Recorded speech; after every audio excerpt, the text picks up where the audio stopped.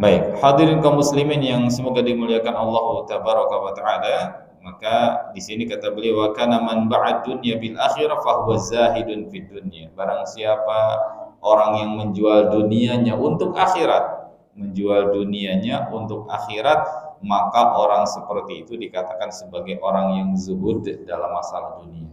Karena orientasinya sudah jauh lebih maju ke depan, visioner ya, ingin mendapatkan akhirat. Dan sebaliknya, wa kullu man ba'al akhirah bidunya fa huwa zahidun aidha. Adapun orang yang menjual akhiratnya dengan tujuan untuk mendapatkan dunia, dia jual tuh akhiratnya, tukar dengan kebahagiaan dunia, maka orang yang seperti itu disebut orang yang zuhud terhadap akhirat. Waliyadzubillah. Dan orang seperti itu banyak ya di akhir zaman seperti ini. Orang yang tertipu, terperdaya, sehingga dia menukar akhiratnya dengan kebahagiaan dunia. Waliyadzubillah. Padahal dunia hanya sementara dan sebentar saja. Jangan terperdaya dan jangan tertipu ya.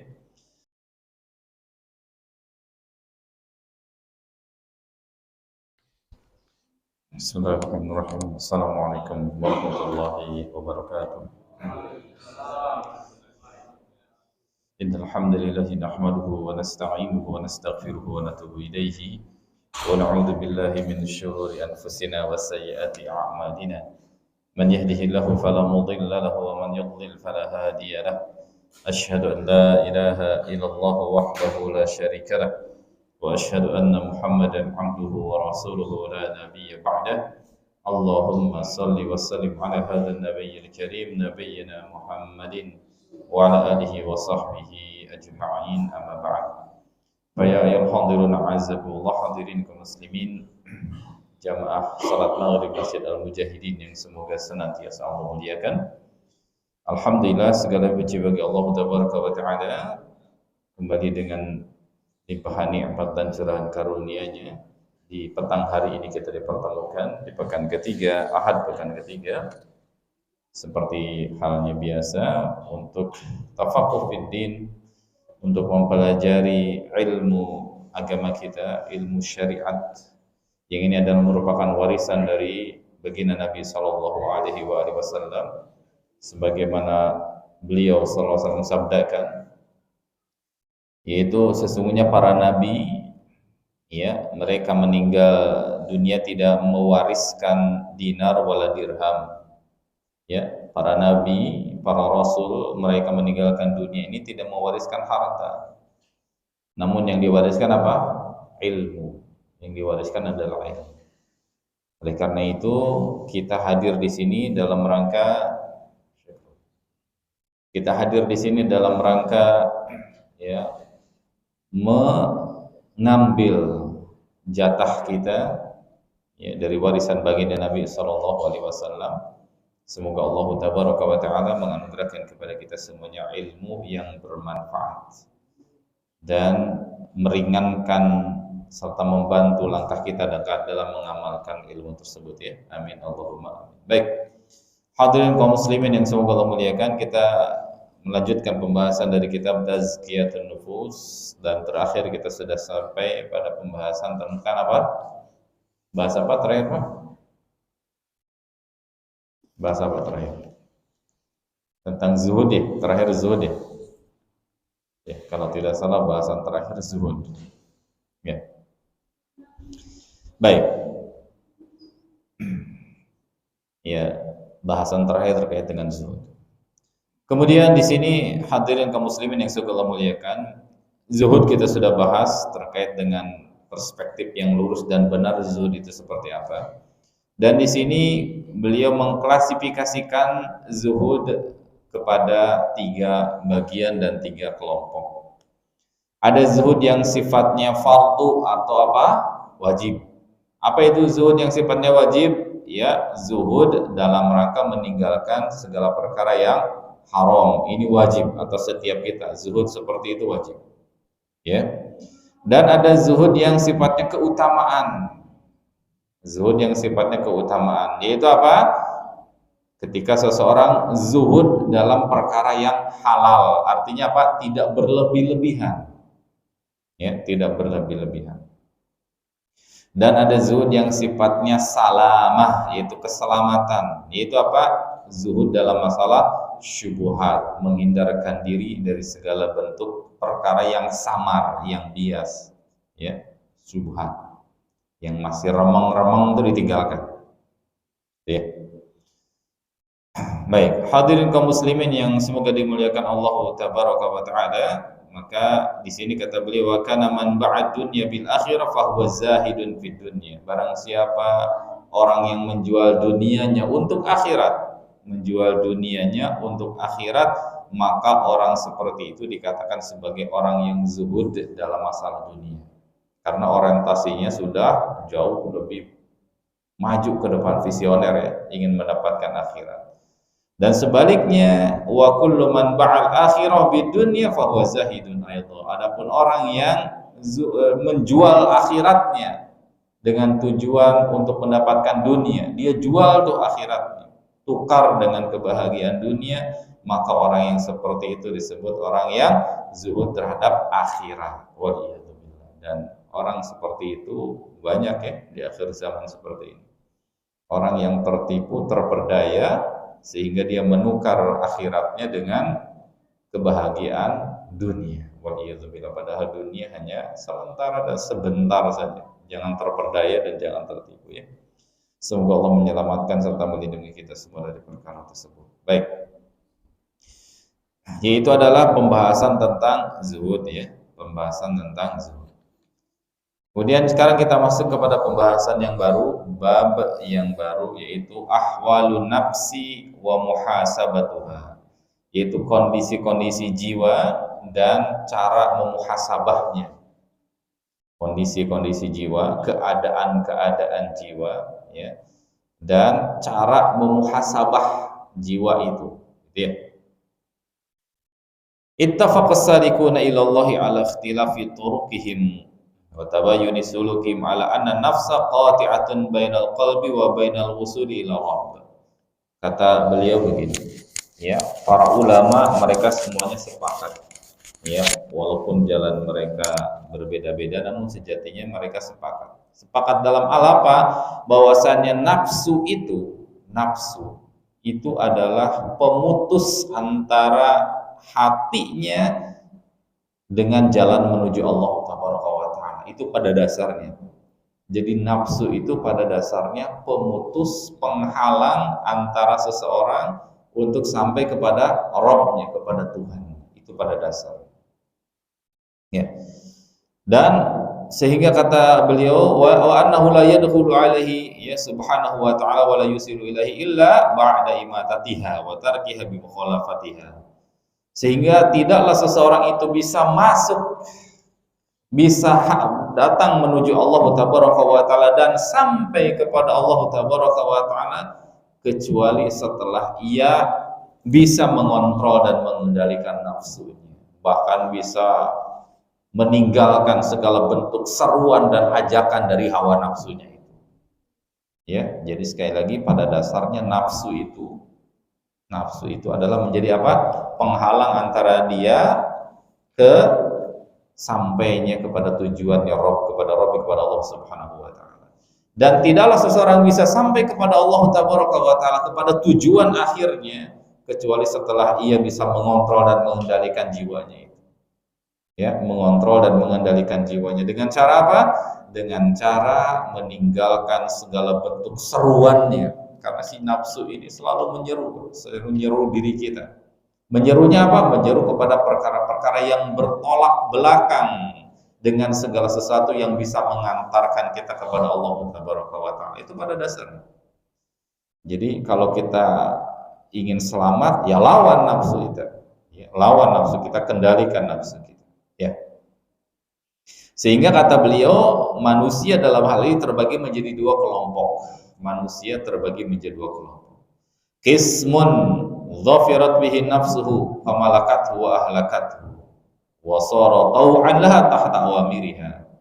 Tipikal yang kedua ini tipikal atau tipe manusia yang beruntung, tipikal atau tipe manusia yang hebat. Yaitu apa? Yaitu orang yang bisa mengontrol dan mengendalikan, bahkan bisa mengalahkan hawa nafsunya.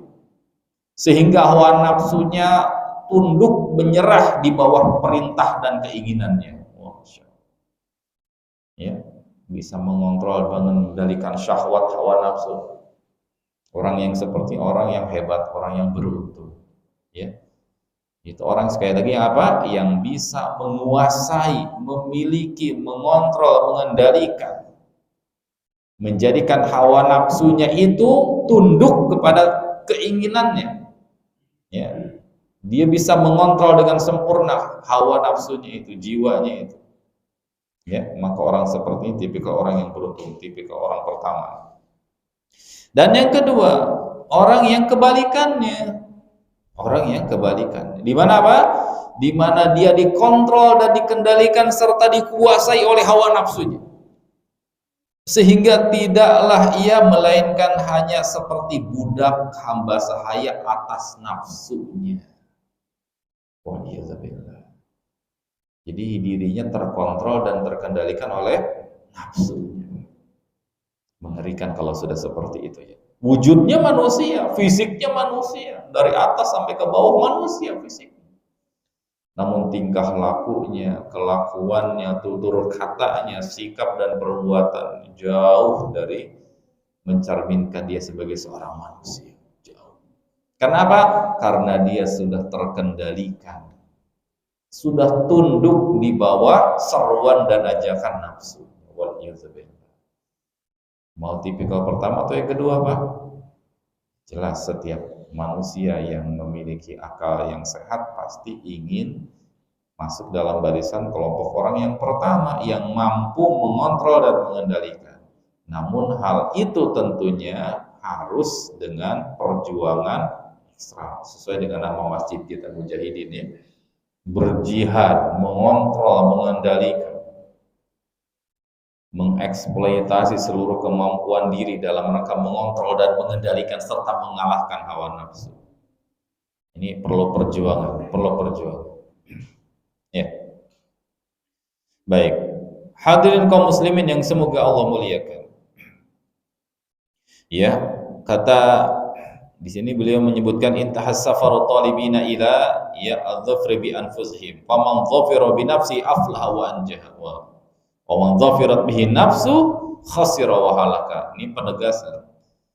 Ya, bahwasanya seseorang itu tergantung dari kemampuan dia mengontrol dan mengendalikan hawa nafsunya. Kalau dia mampu bisa mengontrol mengendalikan hawa nafsunya, ya, bisa mengalahkan nafsunya, maka orang seperti itu orang yang aflah wa anjah, orang yang beruntung, orang yang selamat, yang sukses. Dan sebaliknya kalau ia sudah terkalahkan menjadi budak dan hamba sahaya atas nafsunya, atas jiwanya, atas syahwatnya, maka orang seperti itu khasira wa halaka, rugi dan celaka. Allah Rabbuna Jalla wa Ala mengingatkan kepada kita dalam firman-Nya di surah An-Nazi'at. Surah An-Nazi'at dalam firman-Nya a'udzu billahi minasyaitonir rajim wa amma man tagha wa athara al-hayata ad-dunya fa innal jahima hiyal ma'wa wal wa amma man khafa maqama rabbih wa nahan nafsa 'anil hawa fa innal jannata hiyal ma'wa. Ya. Wa amma man tagha, dan adapun orang yang melampaui batas. Ya. Wa atharal hayata dunya, dan lebih mementingkan kehidupan dunianya. Tadi di awal konsepnya menjual akhirat untuk membeli dunia. Menjual akhirat untuk membeli dunia. Fa innal jahima hiyal ma'wa, maka orang yang seperti itu tempat tinggalnya jahim. Waliyadzubillah, neraka. Karena sudah pasti hidupnya tidak benar kalau sudah seperti itu. Orientasinya dunia, menjual akhirat untuk membeli dunia, pasti hidupnya gak benar. Akan menghalalkan segala macam cara. Walaupun fisiknya sekali lagi manusia, namun kelakuannya sudah jauh dari tipikal manusia, jauh. Maka balasan orang yang seperti itu ya tidak ada yang lebih tepat melainkan daripada jahim, daripada neraka. Wa amma man khafa maqama rabbih wa nahaa an-nafsa 'anil hawa, dan kebalikan dari jenis manusia seperti itu adalah orang yang khafa maqama rabbih, orang yang takut kepada kedudukan Rabb-nya, Tuhannya, sangat mengagungkan Rabb-nya, mengagungkan Tuhannya. Wa nahaa an-nafsa 'anil hawa, dan mengontrol, mengendalikan hawa nafsunya. Dia jaga, kontrol, dikendalikan hawa nafsunya. Dia berupaya untuk memiliki dan mengontrol hawa nafsunya, tidak menjadi orang yang dimiliki oleh hawa nafsu. Ya, orang seperti itu pasti orang yang baik tentunya, karena terkontrol sikap dan perbuatan. Maka balasannya tidak ada yang lebih tepat selain daripada surga. Fa innal jannata hiyal ma'wa, kata Allah. Orang seperti itu jannahlah tempat tinggalnya. Dia. Maka hidup itu hanya dua pilihan, Pak. Hidup itu hanya dua pilihan. Ya, mau bahagia atau mau sengsara, hanya dua pilihan. Sebagaimana hidup ada, di kehidupan ada siang, ada malam, ya, ada sehat, ada sakit, ini ada lapang, ada sempit. Kehidupan hanya dua pilihan. Maka di sini pun sama. Kita mau memilih yang mana nih? Mau milih orang yang telah ditetapkan tempat tinggalnya di neraka, atau milih orang yang mendapatkan tempat tinggal di surga? Hanya dua pilihan. Dan Allah Tabaraka wa Ta'ala memberikan kepada kita kemampuan, memberikan kepada kita kemampuan, ya, mampu untuk berbuat baik dan mampu untuk meninggalkan perbuatan buruk. Siapa di antara kita yang tidak bisa seperti itu? Semuanya bisa. Semuanya Allah berikan kemampuan. Allah memberikan kepada kita kemampuan untuk berbuat baik, sebagaimana Allah pun memberikan kepada kita kemampuan untuk meninggalkan perbuatan buruk. Ya, tergantung mana yang dia pilih.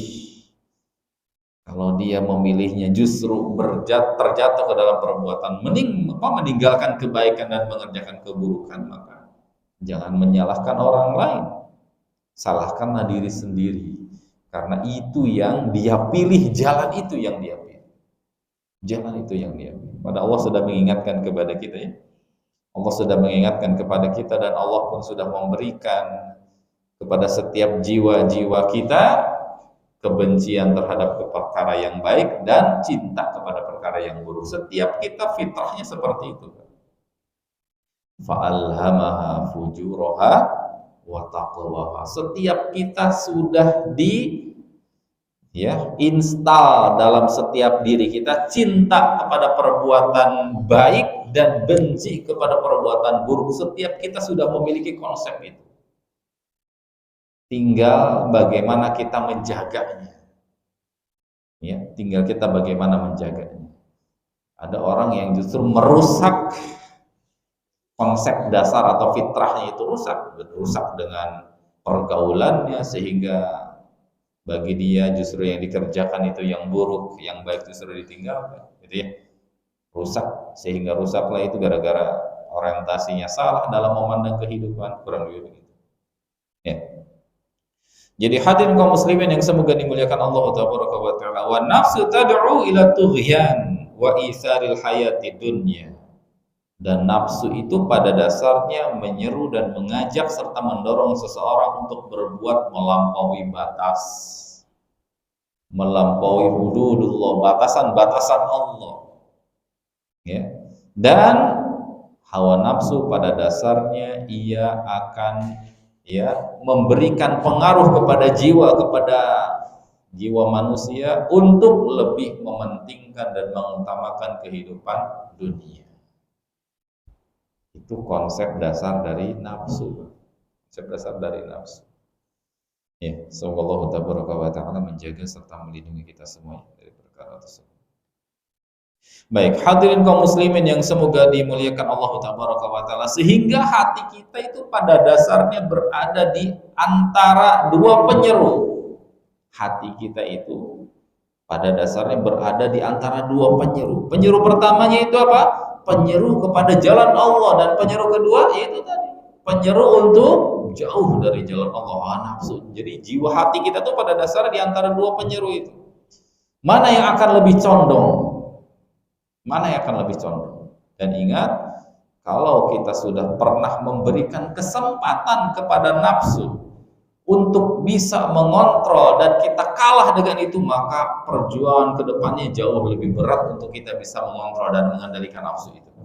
Kalau kita sudah memberikan kesempatan nafsu kita untuk memenangkan pertarungan dalam jiwa kita, dengan kata lain kita mengikuti hawa nafsu, maka perjuangan kesananya akan jauh lebih berat.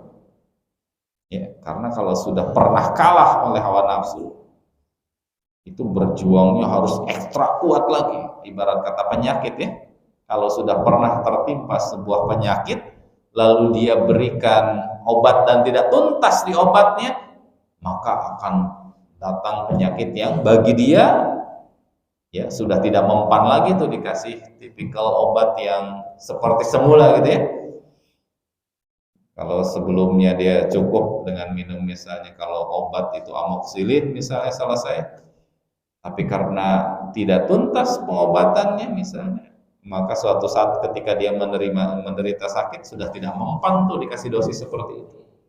1 sendok harus 2 sendok gitu. Kalah. Begitu juga dengan ini. Ketika kita sudah kalah dalam pertempuran, kalah nih, dan kita lebih mengutamakan nafsu kita, ya, sehingga kita dikontrol dan dikendalikan oleh nafsu kita, maka perjuangan ke depan akan jauh lebih berat bagi kita. Maka jangan berikan kesempatan kepada nafsu kita untuk menang dalam pertarungan di hati kita. Jangan berikan kesempatan untuk menang. Dengan kata lain, jangan sekali-kali kita coba untuk terjerumus ke dalam dorongan dan ajakan hawa nafsu. Karena kalau sudah pernah terjerumus akan sulit meninggalkan. Harus perlu perjuangan keras dan ekstra kuat lagi dari diri kita. Jadi, semoga Allah Ta'ala menjaga serta melindungi kita semuanya. Baik, hadirin kaum muslimin yang semoga Allah muliakan. Kemudian di sini kata beliau, Al-Qur'anul Karim membagi dan mengelompokkan nafsu itu menjadi 3 kelompok dan 3 bagian. Al-Qur'anul Karim mengelompokkan nafsu di dalam diri kita itu menjadi 3 kelompok dan 3 bagian.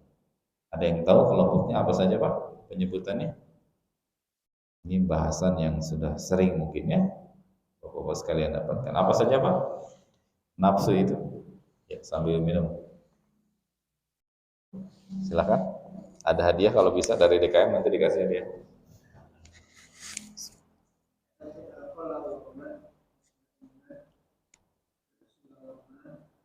Iya. Satu lagi.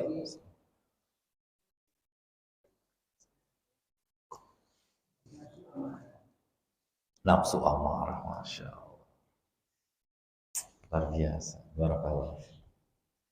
Ya. Al-Qur'anul Karim mengelompokkan menjadi 3 kelompok nafsu. Yang pertama yang tadi disebutkan mutmainnah. Ya ayyuhan nafsul mutmainnah. Ya Tuhan nafsul mutmainnah. Yang pertama mutmainnah. Dan yang kedua adalah lawamah. Serta yang ketiga adalah al-ammarah bisu.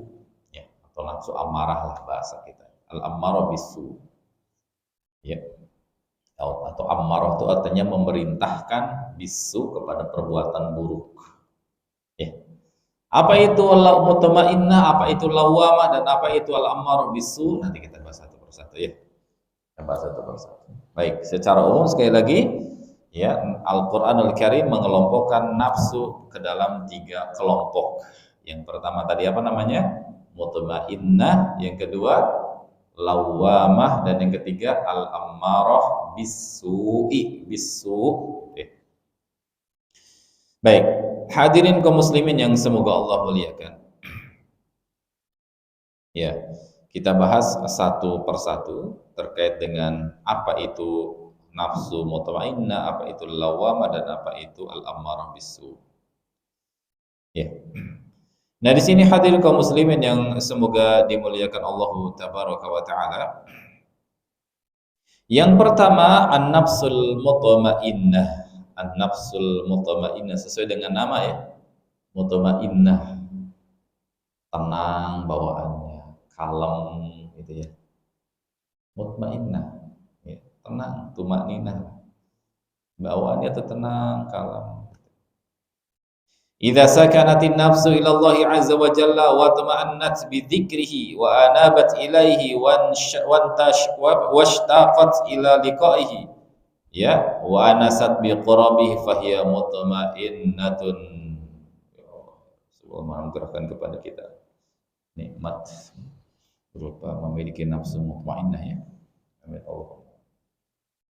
Idza sakanat an-nafsu ila Allah azza wa jalla, apabila nafsu itu sudah tenang gitu, dalam kita berjalan menuju Allah azza wa jalla, wa tama'annat bi dzikrihi, tenang dengan kita berzikir mengingat Allah, dengan kita berzikir, dengan kita ibadah, dengan kita ngaji, dengan kita mengingat Allah, hati menjadi tenang, jauh dari gundah gulana kegalauan.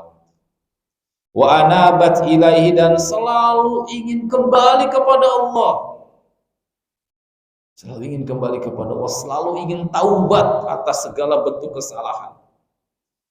Sehingga seorang yang beriman itu, sudah pernah kita singgung dulu, Abdullah ibnu Mas'ud menuturkan kepada kita, perspektif manusia dalam memandang dosa itu, dalam memandang sebuah kesalahan itu sangat jelas berbeda antara seorang mukmin dan seorang fajir, gitu ya. Adapun seorang fajir, ya, ketika dia memandang dosa itu sama seperti halnya ia memandang lalat yang hinggap di depan hidung, diusir gitu saja sudah selesai. Dia nggak punya beban sama sekali atas dosanya, menganggap hal sepele dosa itu biasa. Banyak kok manusia yang mengerjakan itu, taubat, tenang, selesai, nggak beban di hatinya sama sekali ketika dia berbuat dosa. Padahal ketika dia berbuat dosa itu, sadarkah dia sedang mengkhianati siapa? Sedang mengkhianati penciptanya, Allah Tabaraka wa Ta'ala, yang memiliki kemampuan kapanpun ia bisa dan mampu untuk melenyapkan kita. Kapanpun, dimanapun, ia sangat mampu. Ya. Ketika dia berbuat maksiat, apakah dia tidak sadar ketika dia sedang berbuat maksiat itu, dia sedang menikmati fasilitas dan karunia dari Allah Tabaraka wa Ta'ala. Ya. Nah, paru-parunya masih memompa oksigen, jantungnya masih berdegup, itu nikmat karunia dari Allah Tabaraka. Sementara memandang dosanya sepele, biasa saja. Adapun seorang mukmin, kata Abdullah bin Mas'ud radhiyallahu anhu, ketika dia memandang dosa itu seperti apa? Dia berada di bawah gunung batu yang besar, yang sangat rentan si gunung itu akan rontok dan hancur. Sehingga dia begitu sangat takutnya memandang gunung batu yang besar yang nyaris menimpa dirinya. Jadi ketika terjatuh ke dalam perbuatan dosa, dia segera merasa dirinya sangat-sangat bersalah dan sangat lancang, sehingga dia ingin bersegera kembali kepada Allah Taala. Gitu ya. Wa anabat ilaihi, orang yang mutmainnah itu orang yang selalu ingin kembali bertaubat kepada Allah. Selalu ingin kembali kepada Allah, bertaubat kepada Allah. Washtaqat ila liqa'ihi, dan selalu rindu dalam untuk berjumpa dengan Allah Tabaraka wa Ta'ala. Rindu ketika mendengar suara azan dikumandangkan, ya, rindu ingin beribadah, datang ke masjid untuk menunaikan sholat, rindu ingin berbuat kebaikan, seterusnya. Selalu hatinya rindu ingin bertemu dengan siapa? Allah Taala. Makanya kan di antara 7 kelompok manusia yang Allah akan janjikan naungan di hari akhirat nanti, ya, ketika tidak ada naungan di hari itu selain daripada naungan Allah. Tipikal karakternya itu sangat jelas. Satu di antara manusia, kalau kita tarik benang merahnya, semuanya hampir sama karakternya. Namun untuk menegaskan terkait dengan permasalahan ini, satu di antara mereka siapa? Seorang yang selalu terkait hatinya untuk apa? Memakmurkan masjid. Selalu rindu kepada Allah, rindu dalam beribadah. Ya Allah. Ya. Dan wa anasat biqarabihi, dan dia selalu mudah untuk beribadah kepada Allah. Selalu mudah untuk beribadah kepada Allah. Enggak berat langkahnya untuk beribadah kepada Allah. Fahiyya mutmainnah, yang seperti itulah yang disebut dengan nafsu yang mutmainnah. Itulah yang masuk dalam kategori firman Allah di surah Al-Fajr apa? Ya ayyatuhan nafsul mutmainnah irji'i ila rabbiki radiyatan mardiyah. Itu tipikal yang pertama. Itu apa? Nafsu yang mutmainnah. Nafsu yang mutmainnah. Abdullah ibnu Abbas radhiyallahu anhuma, beliau menuturkan, ya, nafsul mutmainnah itu adalah al-mutmainnah al-musaddiqah, yaitu orang yang membenarkan dan membenarkan. Yang mutmainnah itu orang yang membenarkan, yang keimanannya itu mapan dan kuat. Adapun Qatadah rahimahullah mengatakan wal mu'min itma'annat nafsu ila ma wa'adallahu. Yang disebut dengan nafsul mutmainnah itu adalah seorang mukmin yang nafsunya itu selalu tenang, yakin akan segala bentuk janji Allah. Ya, yakin kepada segala bentuk janji Allah Subhanahu wa taala. Ya, dan pemilik nafsu mutmainnah itu selalu tadi, ya, ciri khasnya dia selalu ya, rindu kepada Allah Subhanahu wa taala. Baik. Hadirin kaum muslimin yang semoga dimuliakan Allah tabaraka wa taala. Dalam segala aspeknya jiwanya selalu tenang, dalam segala aspek kehidupannya jiwanya selalu tenang. Ya.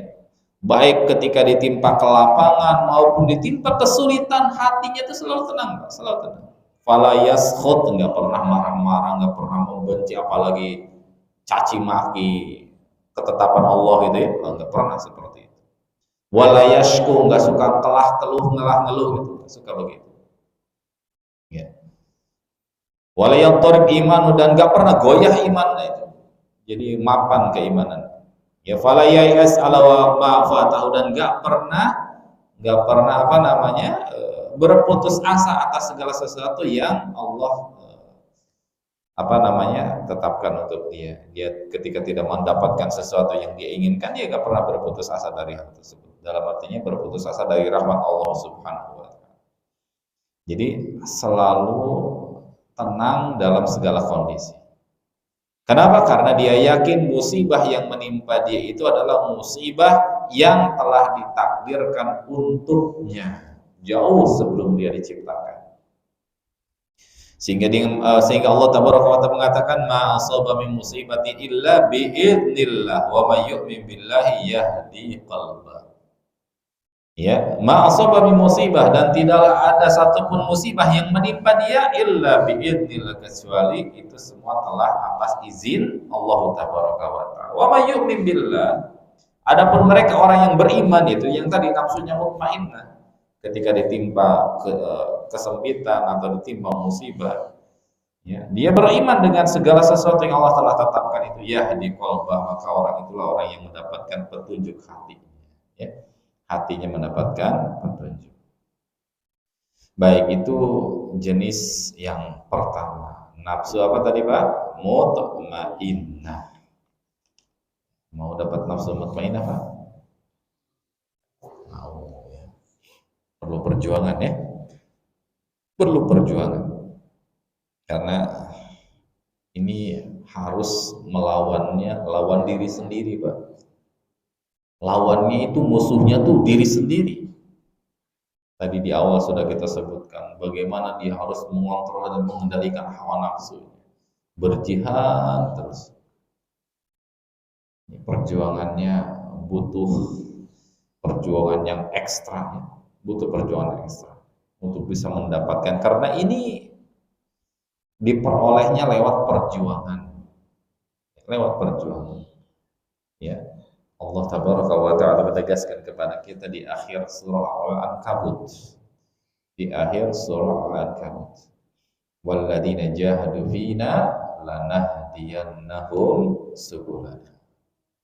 Dan mereka orang-orang yang berjihad bersungguh-sungguh di jalan kami, bersungguh-sungguh, ya, memaksakan diri, mengeksploitasi seluruh kemampuannya, niscaya kami akan berikan petunjuk kepada jalan kami, diberikan arah petunjuk.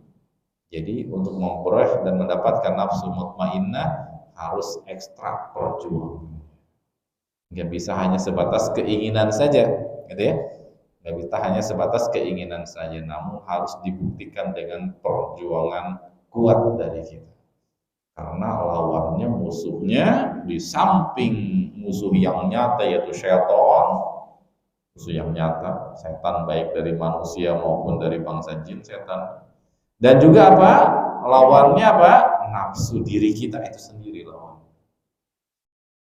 Jadi dengan kata lain kita berjuang melawan musuh dari luar dan dalam orang. Ya. Makanya kalau kitanya berleha-leha, santai-santai, sulit kayaknya. Harus perjuangan ekstra. Ya, dan kemudian kita sempurnakan dengan doa ya.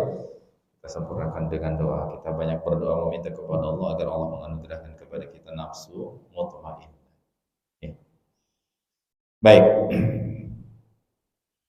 Baik. Hadirin kaum muslimin yang semoga dimuliakan Allah tabaraka wa taala.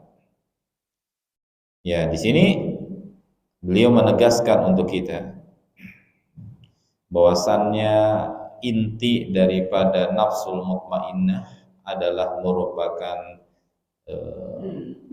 hasil daripada perjuangan, hasil daripada yaqظah, yaitu bangunnya diri ini. Jangan terlena, terperdaya gitu ya. Bangunnya diri ini, jangan terlena dan terperdaya. Ya, tidak lalai dan tidak lengah lah. Ya, tidak lalai dan tidak lengah. Sehingga dia senantiasa terjaga, dia senantiasa bisa waspada atas segala bentuk rongan-rongan yang baik dari luar maupun dari dalam dirinya sendiri. Jangan sampai kemudian dalam kondisi dia lengah dan ternyata dia dikontrol dan dikendalikan oleh hawa nafsunya tersebut, sehingga dia mengatakan ya hasrata ala ma faradtu fi jambillah, gitu ya, penyesalan. Baik, itu yang pertama. Masih ada berapa menit lagi? Silakan. Sampai 10 menit lagi. Baik, 10 menit lagi. Atau mau ada yang mau ditanyakan? Silakan. Sebelum masuk ke poin berikutnya. Ada yang mau ditanyakan? Kalau sini Pak.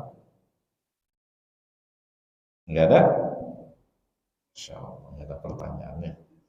Khusyuk ya. Alhamdulillah enggak ada pertanyaan. Kalau enggak ada pertanyaan berarti pertanda jelas insya Allah. Jelas insya Allah. Yang kedua, an-nafsul lawwamah. An-nafsu al-lawwamah. Apa nafsul lawwamah? Nafsul lawwamah apa? Gimana Pak? Anda bisa menjelaskan apa itu nafsul lawwamah?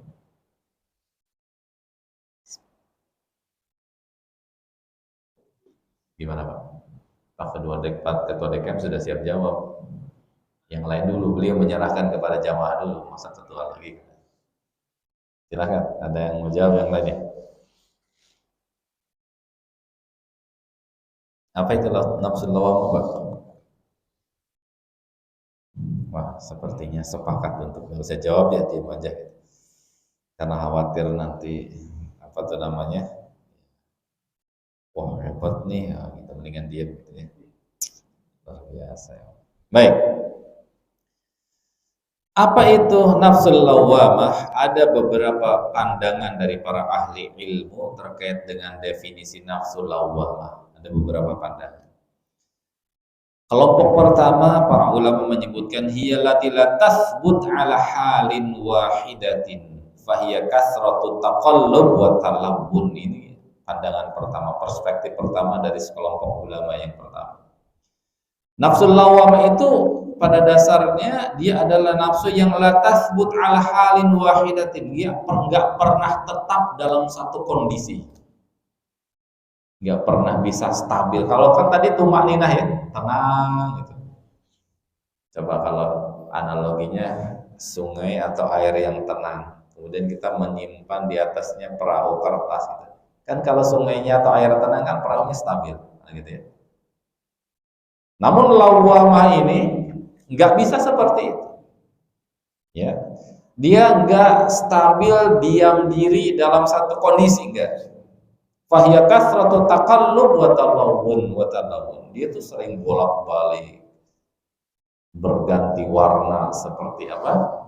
Bunglon, kadang hitam, kadang coklat, kadang merah, kadang putih seperti itu. Namanya nafsu lawwamah. Ya. Jadi tidak pernah bisa stabil dalam satu kondisi. Ini nafsu lawwamah. Ya. Terkadang dia sadar, terkadang lalai, gitu ya.